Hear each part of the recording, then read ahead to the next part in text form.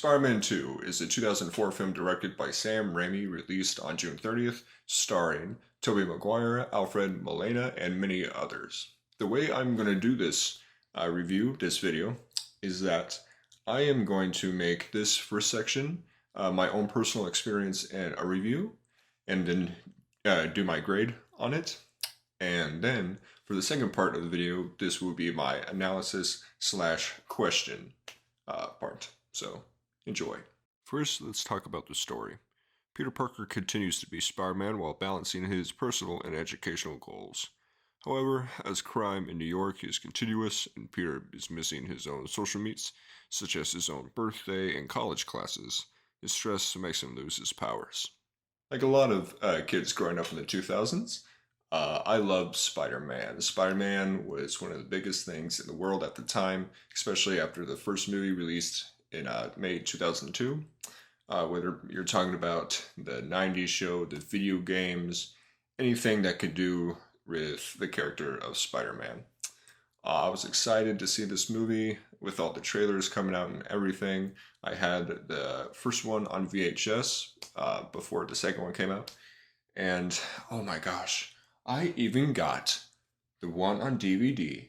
This is the one I still have from 2004 for Christmas. And I also got this for Christmas in 2004, the Xbox video game. Oh my gosh, I saw this movie 2 times in the theaters, and I remember my second time vividly. This action is well choreographed throughout the film with different set pieces. The first one we saw him fight Green Goblin, and yeah, those were cool for the time, but I find them dated since the CGI is more noticeable, and the kicks and punches seem more stiff because of the costuming. Here we have Spidey face Dr. Octopus at the bank, on a train, and other locales. Now with the special effects. While here the CGI is dated, a lot of the practical effects hold up, specifically Doc Ock's mechanical arms. Raimi got puppeteers to control them while filming. As with Raimi's Spider-Man, Danny Elfman's musical score continues to be riveting, with a heroic spirit and with a mix of somberness. An example of this is when Peter abandons his costume.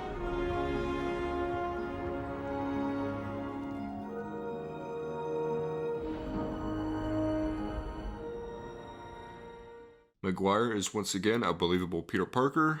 He knows when to be subtle but also very expressive.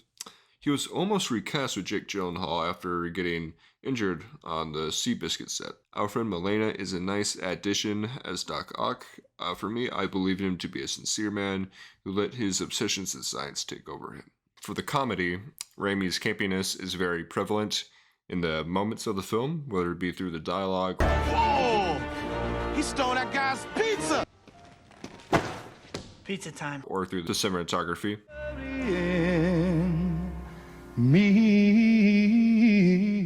Bill Pope knows how to get effective shots of the city, the characters interacting, the action, and the fun transition shots with the editing.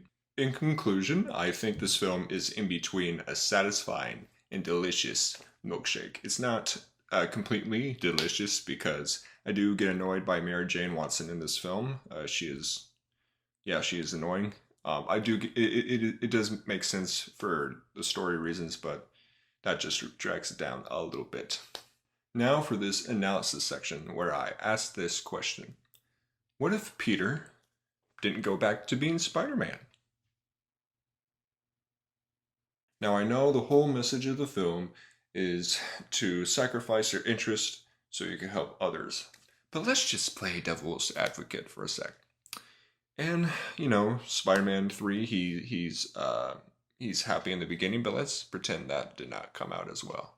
Now, I'm basing this idea of the topic of mental health because I think that is very important, and it's been a discussion we've had as a society in the past couple years, like how to improve yourself, whether it's spending time with people more or less, and meditating and other things such as that. Peter throughout the film is obviously stressed, and he is always missing his personal events. All of this stress eventually causes him to lose his powers. He quits being a superhero and just loves his life. He becomes happy and actually relaxed. The only problem is, crime is still rampant in New York City, and Doc Ock is building his mini-sun. So, How does New York become safer from all this chaos? Well, knowing the given circumstances of this world, we could turn on to another hero, Doctor Strange. That's right, the wizard. Like Spider-Man, Raimi loves this character, and he also directed Multiverse of Madness. He's blatantly even name dropped in this film. Doctor Strange. That's pretty good. But it's taken. And who would play him? There's speculation that Sam Raimi alum Bruce Campbell might play Doctor Strange in that world, or even Mysterio, but I think it'd still be Cumberbatch because he's a great Doctor Strange. But what happens to Mary Jane when she's kidnapped? Imagine that Peter didn't get his powers back in the moment. Doc Ock would have just stole the tritium from Harry since Spider-Man never showed up.